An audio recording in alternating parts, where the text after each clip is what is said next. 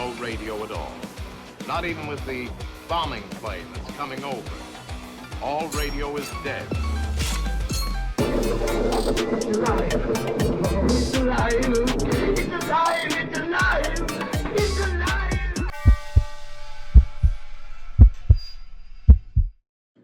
All right, welcome to another episode of Horror of the Worlds, where we talk about, actually this week we're talking about more of a legacy, where we're going to talk about a person. Well, today's actually a person, but a man that has pretty much come from rags to riches, always been in the film industry, had so many highs and falls, possibly you would want to consider an entrepreneur, and is the forefront of a system or a subgenre that we don't really pay attention to unless you're part of this horror family.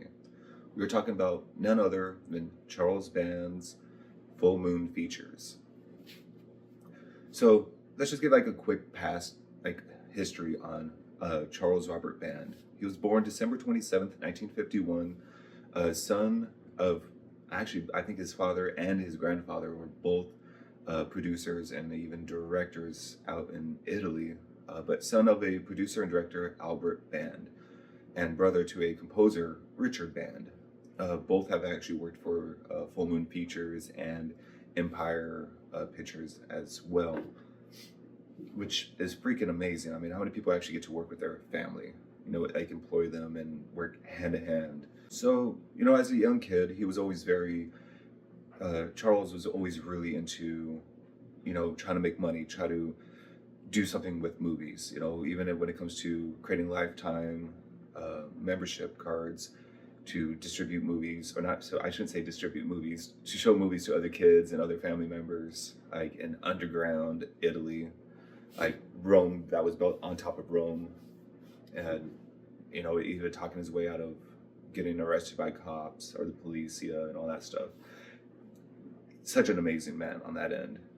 He was always on the forefront, knew what he wanted to do because, at the time, when he was spending time with his father and stuff, on some of the movie sets, he kind of bumped elbows with Charlie Chaplin, Marilyn Monroe. Supposedly was babysitted by Marilyn Monroe, so he's been told, and so he has told as well.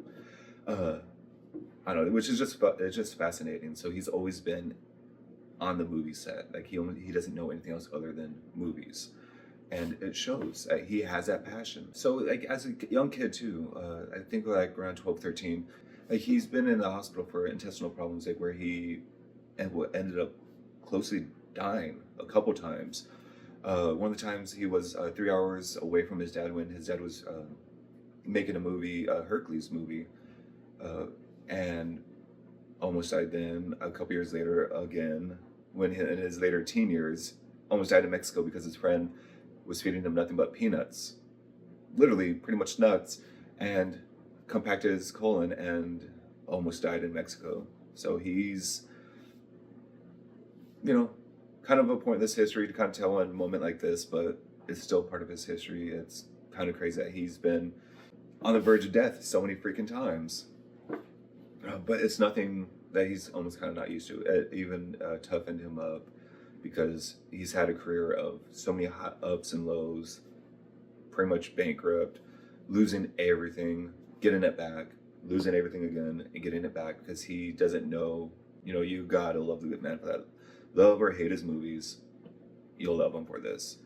So yeah, if you want to learn more about his past or more about him and his actual upbringing, more in depth about what I'm going to be talking about, I highly recommend either listening to or buying Confessions of a Puppet Master, a Hollywood memoir of ghouls, guts, and gonzo filmmaking. Because he does kind of get into his nitty gritty and all the things that he's had to suffer through, push through, persevere when it comes to his relationships, kids, movies, being fucked over by Paramount and some of his partners and stuff. One of his partners, when he was in, this is amazing. He's done it quite a few times. All right, so one of his first movies, let's get that out of the way because we always love our first. His first movie that he ever made, which he says that he tries to forget about at times, is The Last Foxtrot in Burbank in 1973. So like that was like one of his very first movies. Later on, he ended up doing the movie Crash, because back then everyone wanted, like that was in 1977. Everyone wanted a car crash movie, so he made. Think of it as Christine, Stephen King's Christine, which came out after this movie, but same idea, not the same, not stolen. Which he didn't also realize that he licensed like 50 cars under his name and had to pay a fee for pretty much abandoning almost all 50 cars. Later on in his life, over in Rome or Italy, he created Empire Pictures. This is around 83. I want to say failed in like 88 for him. Around this whole time frame, he ended up buying a film studio, which I have not written it down. He ended up buying a film studio that was, I want to say about like 100 acres of land, very dilapidated, owned by another very famous director, producer. And he ended up also buying a castle around this time frame as well. So he had a film studio, he had a castle, he was making movies, he was distributing movies, because he was one of the very first independent companies to actually start producing VHS movies, or the Betamax movies as well. Some of his movies that he ended up licensing was, like one of the first movies that he ended up licensing to distribute was like Texas Chainsaw Massacre. That's pretty fucking amazing. Which, at the same time, I know it's off subject, I am throwing everything out there, because that's what I do. If you watch this before, you know I am so scatterminded. He also got into video games. Ended up doing the Halloween, John Carpenter's Halloween, and Texas Chainsaw Massacre on the old ass Atari. I mean, as you know, the graphics were garbage, but they were also at that time frame where you had to ask people at the register, can I get the Texas Chainsaw Massacre game? And they ended up just pretty much hiding it, throwing it in a paper bag, and like handing it to you, like, all right, here you go. I guess a nudie magazine or something.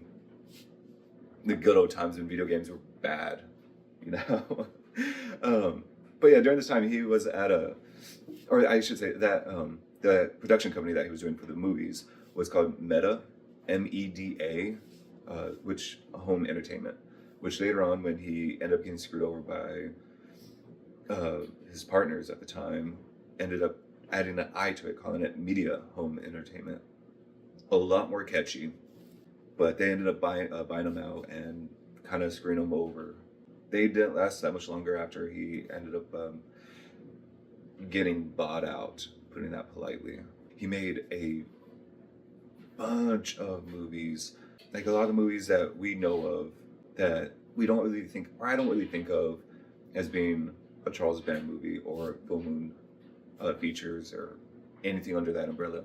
You know, you have, I want to say Fairy Tales was underneath it, Laser Blast, which Fairy Tales was like the first appearance of Linnea Quigley, a scream queen that he's had in other of his movies as well.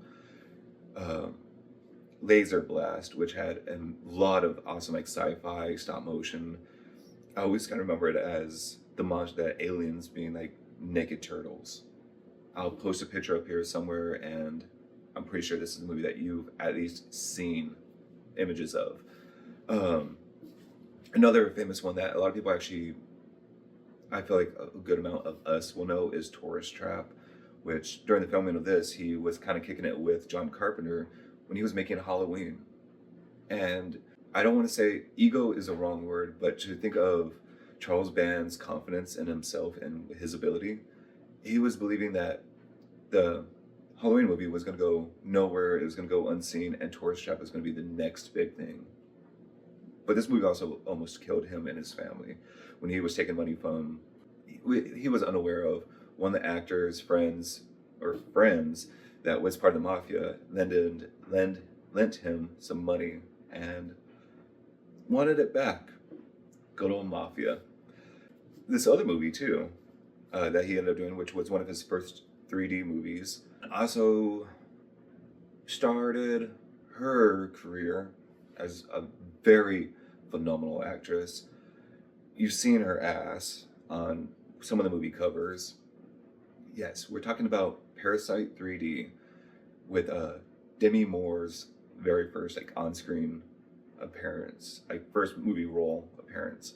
And by her ass, I'm talking about I Spit on Your Grave. We've all seen that cover. We all have seen that cover. Which Demi Moore's also made a movie recently that is so phenomenal. So if you're listening to this or watching this, I highly recommend hunting down The Substance that came out here in 2024.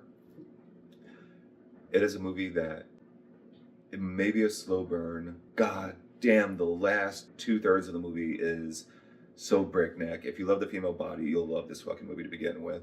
Body horror. I'm gonna leave it at that. I want to say Cronenberg would be happy about this movie. Parasite that he made under this label. From Beyond, Reanimator. We all know and love Reanimator under Empire Records, under Empire Productions, or under Empire Pictures. This is when he became really good friends with Stuart Gordon. During this time frame, I want to say this is when all of these big movies that we don't feel like that are under him is actually under him. MGM bought the rights and they have them pretty much forever. I mean, you have Dolls that was under this company. You have Ghoulies. Come on, Ghoulies. You know that little critter coming out of a fucking toilet on the cover art. You know, that movie has had its own fucking issues. So he's been behind these icons that, sadly, I think a lot of us, even myself included, was unaware that he was behind it. He started these movies. He helped create, granted they didn't need help, but Stuart Gordon's like career, Barbara Crampton's, Linnea Quigley's, you know, like he has started so much, and I am leaving out names. Almost a laundry list of names. So kind of after the end of Empire Pictures fell, when his empire fell, it was because he was spending more money than he was making, because he was always living and making picture-to-picture movies, you know, and he had such a quick turnaround when it came to producing and making these movies, which he still does. It's usually 2 to 3 weeks of shooting, which is fucking crazy. Like even by today's standards, that is still breakneck speeds. But he's almost, I want to consider like the South Park of horror movies and sci-fi movies, where he's able to come up with an idea, write it down, or have someone else write it, shoot it, produce it, and it's out. You know, he's able to stay topical. So but the empire fell because he was in such debt, and the bank pretty much took away, like it was like, either you pay this debt, the 20 some odd million dollars in debt. This is back in the 80s, so 20 million was, and still is, a shit ton of money. So it's either leave everything behind, you can't take anything with you. So unfortunately, he left it all behind. It's kind of fortunate because he ended up falling and getting back up with Paramount Pictures and pretty much starting what we know as Full Moon Feature. You know, like one of the first movies that he made and continues to make is Puppet Master. The one that we all know. When we think of Full Moon, we think of either Castle Freak or Puppet Master. Personally, you also have other amazing movies as like Ginger Dead Man that came out like in the early 2000s with Gary Busey, that also starred his current wife as of recording. Subspecies, which is his vampire series, which I want to say just ended his 5th movie, fairly recent as well. And one of the movies that I didn't realize that was that kind of got me into Full Moon, which was Evil Bong, because of Tommy Chong. You know, who doesn't want a evil bong that will trap you inside and die stoned in front of strippers? During my stoner phase, I fucking love this movie. But so during Paramount, they gave him a pretty good deal at first, where he had to pay for his movies instead of getting money, and he'll actually receive money from the movies. But he also kept the rights to them. When Paramount and all that stuff went sour, he was able to keep the name Full Moon. He was able to keep the movies that he was making, the Subspecies. He didn't really have to start over again. One of the things that ended up helping him make a lot more money, I also didn't really realize.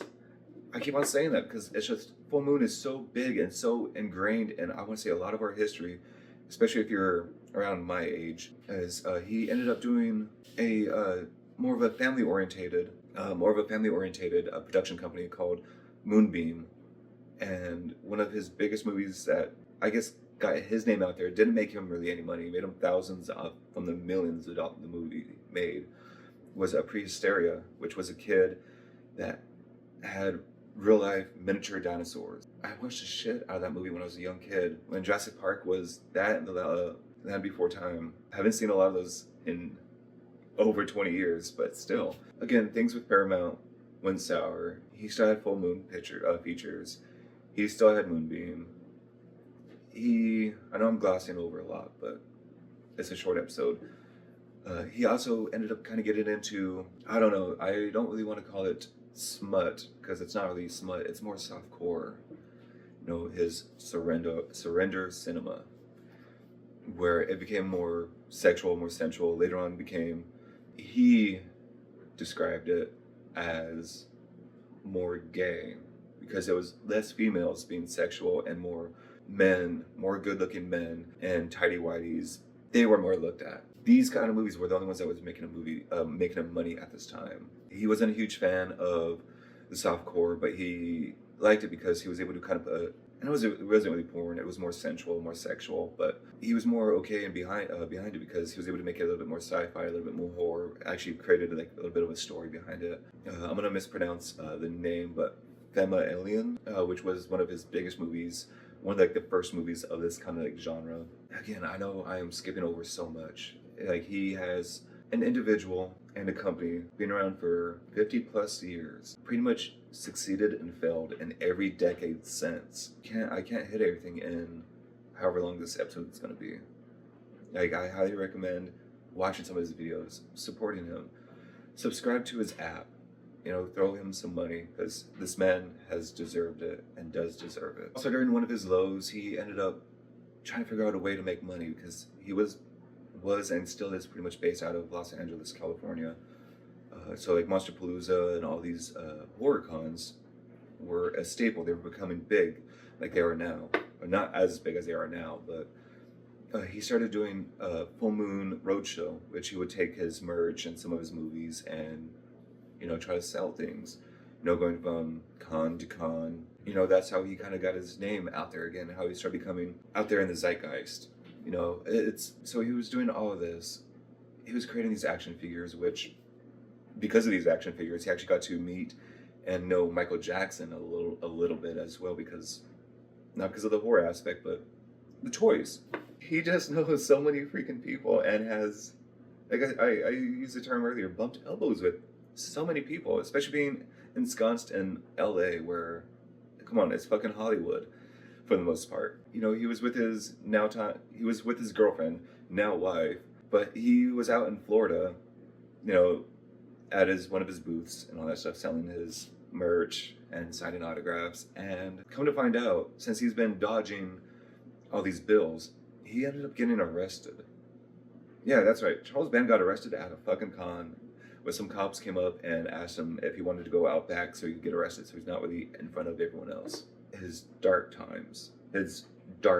times, I should say, because he's already lost his companies. He's already lost, at this time, I want to say he lost one of his studios in the process of losing another one of his studios. Yes, this man has owned 2 studio lots. One out in Rome, the other one out in Romania. Yeah, he kind of got fucked over on both of them as well. He's always seen the good in people, but after this arrest, he realized that he was loved by the people in his family that were there to help and support him. That even though he wasn't able to provide like he was, or like he did before, that they will help provide for him. So after losing everything, selling off 30 plus houses, again, LA, selling property in other countries as well, and selling off almost all of his assets, he had to move into an apartment with his girlfriend. I can't remember her last name, but Robin. it's hard for anyone to have everything or have so much and then go back and then start from square one. But he did. And he's still fighting and he's still kicking ass. During this whole time frame, he was also one of the first people the first independent people to start his own streaming service, like on his website. Not the first, one of the first independents. Again, like he's always been on the forefront of so many different parts of distribution.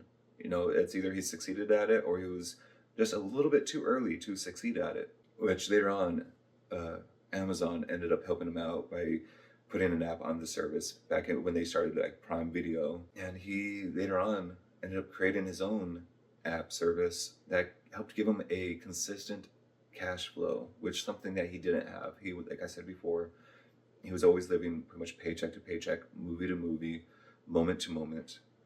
Now, because of us, the fans, the ones that want to support horror, that want to support the love, and yes, his genre might not be what everyone likes, because it is not that scary, blood-soaked, creepy. Like, it is horror at heart, some dark comedy. I get it. It's not for everyone. I enjoy it. It's what people consider a guilty pleasure, because my pleasures aren't guilty. With this app software and his website, and he runs deals, like you're able to buy one-on-one replicas of so many of his, like Ginger Dead Man goes on sale occasionally. His Puppet Masters go on sale.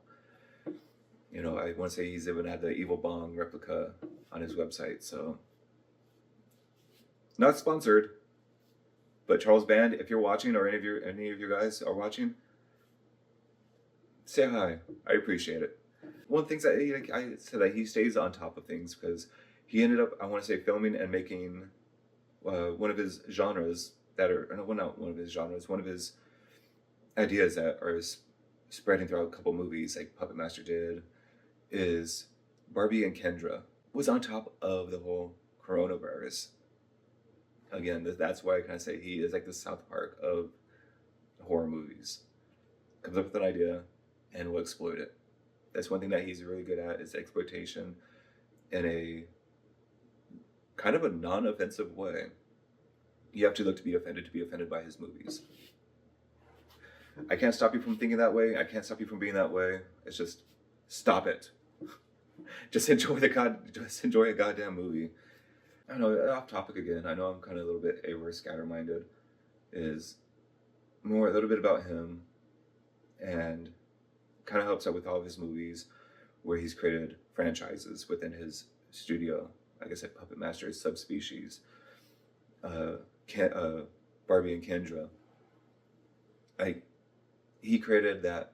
He's always been a nerd, you know, when it comes to like Marvel and DC, predominantly Marvel comics. Even back when, in his earlier years. And I'm not saying that as in a mean, derogatory way. He created that Marvel universe back in the 90s. Before MCU was a thing, he had his MCU under the full moon when it comes with demonic toys, fighting other creatures in his movies. He created his own universe. You know, some would say created his own universe under a full moon. Hopefully you found some of that entertaining. Hopefully this inspired you to look more into him, read his book, listen to his podcast. It's on YouTube. Go follow it. See you later.